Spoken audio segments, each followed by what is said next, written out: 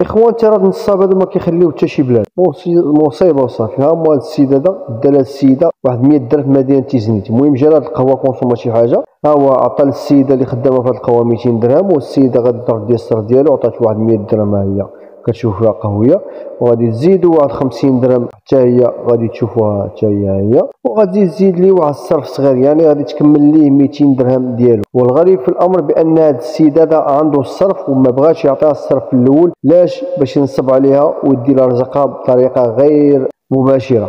هانتوما لاحظوا معايا، ها هو غادي يقول لها راه عندي الصرف، ولكن قبل هادشي غادي يعطيوها واحد بور ديالو، يعني غادي يدور معاها يدبر عليها، يعني بنادم كيعطيك قنطار وكيبين لك الرباح وكيدير لك الرباح وراس المال. المهم ها هو دابا قال لها جمعي لي هاد 100 درهم، ها هو يعطي واحد 400، ها هي 400، والسيده كانت شاده واحد 100 درهم ديك اليد اليمنى راه خطفها وزادها مع ديك 400، وقال لها هاك اختي كملي لي 200 درهم.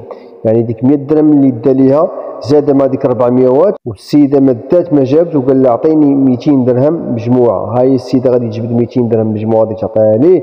وهاد السيد هاد النصاب هذا يعني ما كيساليش من الهضره، كيبقى يبلبل باش ما تبقاش مركز معاه وما عرفش اش كدير وما عرفش ويدي لك رزقك وانت ضاحك وفرحان. المهم الاخوان بارطاجيو معنا الفيديو هذا باش هاد النصاب يتم التعرف عليه، وباش بنادم يرد مع البال وما يتزادش لعدد الضحايا ثاني.